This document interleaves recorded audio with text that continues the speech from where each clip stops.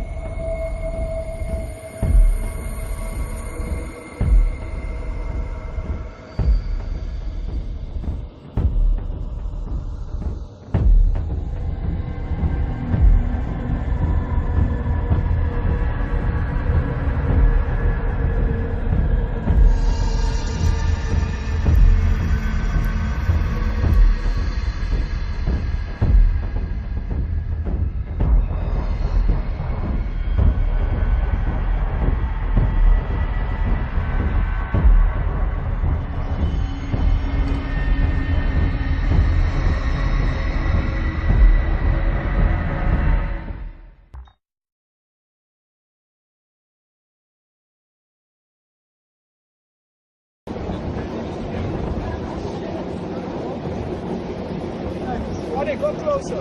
Now, I'm very close. You're gonna go any closer. They're gonna hit our mouth. Yeah, they're gonna go very close. Very low. Yeah, I don't believe Capricorn. You'll see.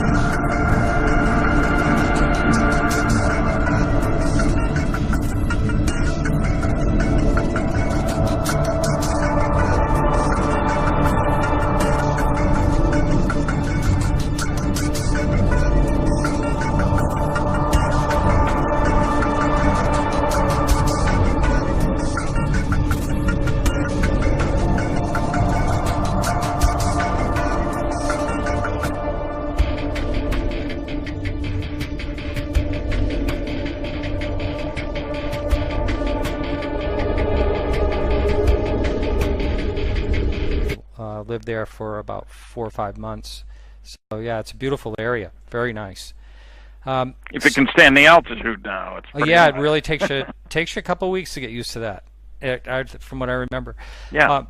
So Stan, we had you on. I think it was about 4 or 5 months ago, something like that. I always love to have you on, and I think you always have a really good message. And one of the things I wanted to talk to you about was, of course, Roswell.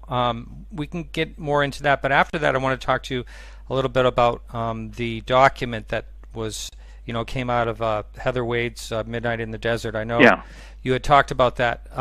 But first, I want to ask you a little bit more about Roswell. What did you think about the alleged witness? Alejandro and I just we sort of poked a couple of holes in some of the things that he said, the new witness that supposedly came forward. And what new witness is that? Wait a minute. Okay. This is the one that said he accompanied the police officer and saw the crash on the side of the road. So if you hadn't heard about it, I thought it was something that might have been circulating this last at the event. I've been tied up. I was even offline when I was down in Roswell. I was busy all day long, and so no, I haven't. Now, people better understand. My whole goal is to have facts in hand before putting mouth in gear. Sure, so I don't like to express opinions without having data. I did find some data on the new MJ12 document, but and I barely had time to do that. But digging out facts is not as easy as it sounds. And I see a lot of people in the field who accept claims as if they were evidence, but claims aren't evidence. You need data. You need something solid to base the claims on, not just because, it sounds like a great story. A lot of great stories out there. It doesn't make them true, and people have been writing science fiction for a long time.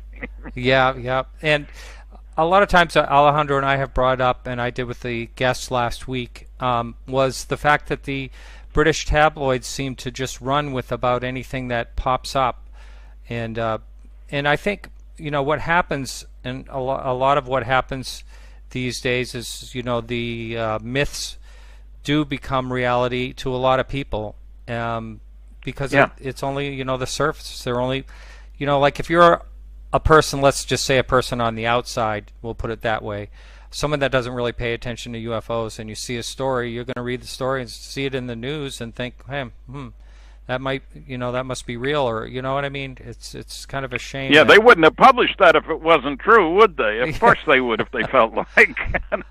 Yeah. So there's a lot of that going on, but it's really hard these days because of that. It just seems like I want to say it's becoming more and more watered down, Well, sure. Many people have finally recognized that, gee, there's a lot of interest in UFOs. What's wrong with this story? What the hell? And that's not good enough. It appeals to people maybe, but to some people. But they believe what they want to believe, I suppose. And if it sounds like it's coming from an authoritative source, then let's go with it, of course. What can I say? I'm a scientist, not a science fiction writer. Yes, Stan, I'll just let you know, we do have questions that do come in to the chat room. We also have a couple of people that have posted some questions up on the forum, which I will get to when I can. Someone wanted to know about, and I'm not familiar to talk about facts in hand. I don't have the facts in hand here, although I had them on my show recently. But someone wants to know what you think about Kevin Randle's change in position over the years regarding Roswell. Well, I'm not satisfied that it's legitimate. I mean, he has the right to take any position he feels like, but I shocked somebody a bit the other day by pointing out that Kevin, I mean, we've known each other for, 20 or more years, I suppose, but and we've disagreed for a good deal of that time. People forget, Kevin is a very effective writer of fiction. He's written more than 80 books, which is, I'm mostly under other names, now not under his own name. And so his standards is what sounds good, not what is true. I mean, all fiction writers, I read a lot of fiction. I'm not saying there's anything wrong with writing.